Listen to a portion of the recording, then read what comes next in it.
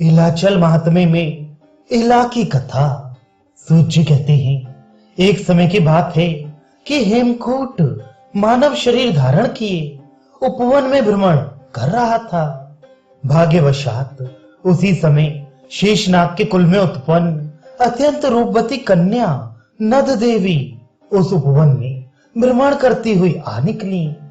उसकी दृष्टि हेमकूट पर पड़ी तो वह उसकी अद्भुत कंचन काया को देखकर ठगी रह गई, उस पर मुग्ध हो गई और नारी सुलभ लज्जा से वह बार बार कनखियों से उसे देखने लगी। उसी समय हेमकूट ने इस रूपवती कन्या को इस मोहक मुद्रा में देखा तो उसका मन भी चलायमान हो गया। वह साहस करके नद देवी के पास आया और उसका परिचय पूछा। उच्च कुल उत्पन्न कन्या जानकर उसने अपना परिचय देने के पश्चात उससे विवाह करने का प्रस्ताव रखा।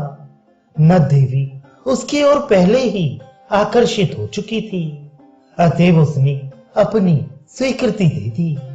दोनों ने अपने गुरुजनों के सम्मुख जाकर विवाह की अनुमति मांगी, जिसके मिल जाने पर नद देवी तथा हेमकूट विवाह सूत्र में आबद्ध हो गई। विवाह के उपरांत वे हेमकूट की ही गुफा में निवास करने लगे। नद देवी का दूसरा नाम इला था, इस कारण हेमकूट इलाचल भी कहलाने लगा। आगे चलकर इलाचल नाम अधिक प्रसिद्ध हुआ।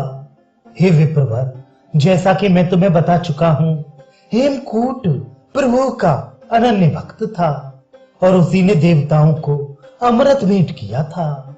जब से उसका शरीर कंचन का बन गया था, तब से वह मनुष्य का शरीर धारण कर प्रातः काल नित्य कर्म से निपट यज्ञ किया करता था। विवाह के पश्चात उसकी पतिव्रता पत्नी इस धार्मिक कार्य में अपने पति हेमकूट को, जो अब इलाचल कहलाता था, पूरा सहयोग देती थी। उसकी पतिभक्ति से इलाचल अत्यंत प्रसन्न होता और वे ईश्वर को बार बार धन्यवाद देता कि उसने ऐसी पतिव्रता पत्नी दी। पति के धार्मिक अनुष्ठानों के लिए सामग्री का चयन करने के हेतु इला को अनेक बार गुफा से बाहर जाना पड़ता था। एक बार ऐसे ही एक कार्य के लिए इला गुफा से बाहर निकली तो उस पर कुछ राक्षसों की दृष्टि पड़ी। उसके रूप लावण्य पर मोहित होकर उन्होंने उसे अपनी ओर आकर्षित करने का प्रयत्न किया। पहले तो उन्होंने साम, दाम, दंड, भेद का सहारा लेकर उस पर अपना अधिकार करना चाहा। कई दिन तक वे इसी प्रकार इला के साथ छेड़छाड़ करते रहे।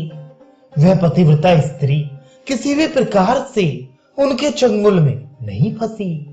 उन दिनों हेमकूट एकाग्रचित्त होकर ईश्वर आराधन में व्यस्त था। इला उन दुष्टों की शिकायत अपने पति से भी नहीं करना चाहती थी।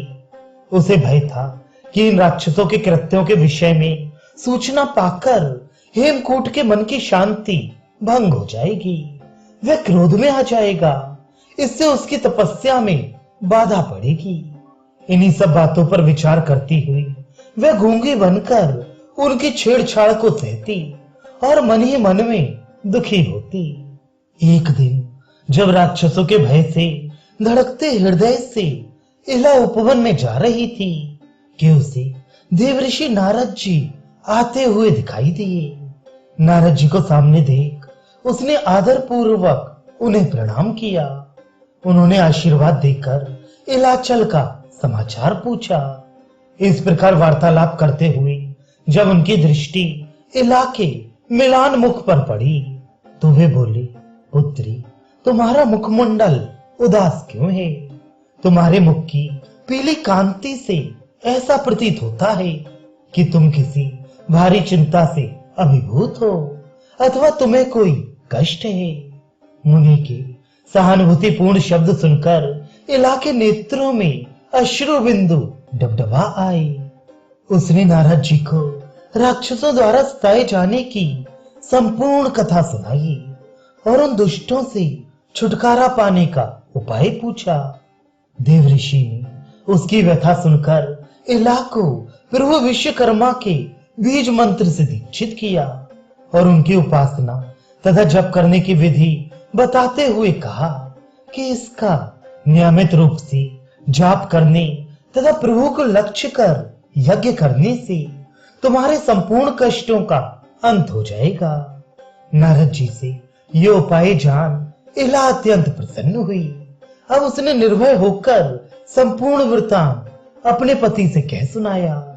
इसके पश्चात उसने इलाचल से यज्ञ करने की अनुमति मांगी। इलाचल इसके लिए सहमत हो गया। उसकी सहमति मिलते ही उसने नारद जी द्वारा बताई गई विधि से यज्ञ किया। यज्ञ समाप्त होते ही इला में ऐसे दैवी बल का संचार हुआ कि उसके मुखमंडल पर अद्भुत तेज चमकने लगा, जिसे देखकर उन राक्षसों में इतना साहस नहीं था कि वे उसके सम्मुख आ सके। अब छेड़छाड़ का तो कोई प्रश्न ही नहीं था। अतः इला सुखपूर्वक रहने लगी। वे राक्षस तो वहां से पलायन कर गए, किंतु गृध्रमुख नाम के एक अन्य राक्षस ने इला को देखा। वे उसके अद्भुत रूप, सौंदर्य एवं लावण्य को देख अपनी वासना पर काबू ना पा सका। एक दिन जब इला उपवन में पुष्पादि चयन करने के लिए आई तो अवसर पाकर गृध्रमुख ने उसका अपहरण कर लिया। वे उसे एकांत निर्जन वन में स्थित अपने दुर्ग में ले गया। गृध्रमुख की पत्नी अत्यंत पतिव्रता, सती तथा पवित्र नारी थी। उसे गृध्रमुख द्वारा किया गया इला का अपहरण उचित प्रतीत नहीं हुआ। उसने अपने पति को इस दुष्ट कार्य के लिए धिक्कारते हुए इला को अपने आश्रय में ले लिया। उसने उसे अपने पति की कुदृष्टि से बचाने की प्राणपण से चेष्टा की और अंत में वह सफल भी हुई। इला वहां रहते हुए भी पूर्णतया निशंक नहीं हुई थी, क्योंकि गृध्रमुख उसे मुक्त करने को तैयार न था। अतः वह नारद जी के द्वारा दिए गए प्रभु विश्वकर्मा के बीज मंत्र का निष्ठा पूर्वक जाप करने लगी। दुखिया की पुकार प्रभु के कानों तक पहुंची। वे इला की वेदना भरी पुकार सुन हंस पर आरूढ़ हो गृध्रमुख के दुर्ग पर पहुंचे। स्वयं प्रभु को आया देख इला गदगद हो उनकी स्तुति करने लगी। गृध्रमुख भी इला की अद्भुत प्रभु भक्ति तथा प्रभु की शरणागत वत्सलता देख उनके चरणों में गिर पश्चाताप करने लगा। वह तथा उसकी पत्नी बार बार भगवान को साष्टांग दंडवत कर उनसे दया की याचना करने लगी। गृध्रमुख को सच्चे हृदय से पश्चाताप करते देख प्रभु ने उसे क्षमा कर दिया। इला को लेकर प्रभु हेमकूट पर पहुंचे, जहां इलाचल अपनी पत्नी इला के वियोग में दुखी होकर नाना प्रकार से विलाप कर रहा था। इला को आया देख हर्षोन्मत्त इलाचल ने दौड़कर इला को अपने हृदय से लगा लिया तथा उसे अनेक प्रकार से प्यार करने लगा। जब उसका हृदय कुछ शांत हुआ तो उसकी दृष्टि प्रभु पर पड़ी और वह तत्काल उनके चरणों में गिरकर उनकी स्तुति करने लगा। प्रभु ने उसे उठाकर अपने हृदय से लगाया तथा उसे सांत्वना प्रदान की। फिर वे उसे अनेक वरदान देकर अपने लोक को जाने के लिए लौट पड़ी। प्रभु को जाने के लिए उद्यत देख इला तथा इलाचल दोनों उनके चरण पकड़कर बैठ गए तथा अश्रुपात करके कहने लगे, प्रभु हम आपको जाने नहीं देंगे। आपके विछोह में हम यहाँ एक क्षण भी नहीं रहेंगे। इला बोली, भगवान यहाँ मुझे एक न एक राक्षस सदा दुखी करता है। उनसे त्राण पाने के लिए मैं कब कब आपको स्मरण करूंगी और कब कब आप पधार कर मेरा कष्ट दूर करने के लिए आएंगे। इसलिए प्रभु आप यहीं स्थायी रूप से निवास करें। मैं अब आपको यहां से कहीं जाने नहीं दूंगी, चाहे कुछ भी हो। हे अशरण शरण, आपको यहीं निवास करना होगा। जो प्रभु अपने भक्तों को कभी निराश नहीं करती। वे अपनी इस अनन्य भक्त की प्रार्थना को कैसे टाल सकते थे। अतएव उन्होंने इलाचल पर निवास करने का निर्णय किया। जब प्रभु ने वहां रहने का निश्चय कर लिया तो यह स्वाभाविक था कि यह स्थान सब प्रकार से प्रभु के निवास के योग्य हो। वास्तु पुरुष ने उस स्थान का देखते ही देखते कायाकल्प कर दिया। वह स्थान नंदनवन तथा अमरावती के सदृश आकर्षक हो गया, जिसे देखकर देवताओं के मन भी वहां रहने के लिए लालायित होने लगे।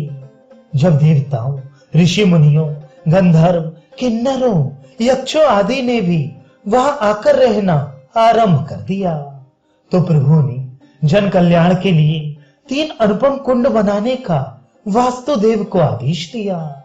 प्रभु की आज्ञा पाते ही उन्होंने सूर्य कुंड, चक्र कुंड तथा विश्व कुंड नाम के 3 कुंडों का निर्माण किया।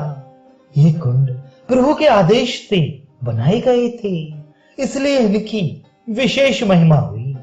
जो भी प्राणी इन कुंडों में स्नान कर लेता उसके समस्त सांसारिक कष्ट, तीनों प्रकार की व्याधियां दूर हो जाती, उसकी सभी मनोकामनाएं पूर्ण हो जाती और अंत में वे जन्म मरण के बंधन से मुक्त होकर परम पद को प्राप्त करता। इतना ही नहीं, इस कुंड में स्नान करने वाले व्यक्ति की 71 पीढ़ियों के पूर्वज सदगत के अधिकारी हो जाते। यदि प्रेत स्नान कर ले तो उसे प्रेतत्व से मुक्ति मिल जाती है। यही कारण है कि इस विश्व कुंड में स्नान करने के कारण तुम्हें तुम्हारी प्रेत योनि से मुक्ति मिल गई। सूत जी कहने लगे, इस प्रकार से महर्षि द्विजदेव से विश्व कुंड सहित अन्य कुंडों का महात्म्य सुनकर उस प्रेत को, जो अब पुनः ब्राह्मण योनि में आ गया था, मानसिक शांति प्राप्त हुई। उसकी शंका का समाधान हुआ, जो उसे ईश्वर भक्ति में चित्त को लगाने नहीं देती थी। वह संतुष्ट हो द्विजदेव को प्रणाम कर चला गया। ये तो आप समझ ही गए होंगे कि प्रभु के निवास करने के कारण इलाचल, जिसे अब इलोलगढ़ कहते हैं, का महात्म्य असाधारण रूप से बढ़ गया। इसलिए शास्त्रों में कहा गया है कि मनुष्यों को अपने जीवन में इस विश्वकर्मा धाम की कम से कम एक बार यात्रा अवश्य करनी चाहिए। यहाँ की यात्रा करने वाले श्रद्धालु भक्त को धर्म, अर्थ, काम, मोक्ष चारों अलभ्य पदार्थों की प्राप्ति होती है। अन्य व्यक्ति चाहें यहाँ की यात्रा ना करें। विश्वकर्मा के वंशजों को इस तीर्थ स्थल की यात्रा अवश्य करनी चाहिए, तभी उनका जीवन सफल माना जाता है। यदि वे यहाँ की यात्रा नहीं करते तो अन्य धार्मिक स्थानों की यात्रा करने पर भी उनके मन को ना तो शांति मिलती है और ना भव सागर के बंधनों से मुक्ति मिलती है। इतना वृतांत सुनाकर सूत जी बोले, हे ऋषियों, अब आपकी इस शंका का समाधान हो गया होगा। अब बताइए कि आप और क्या सुनना चाहते हैं।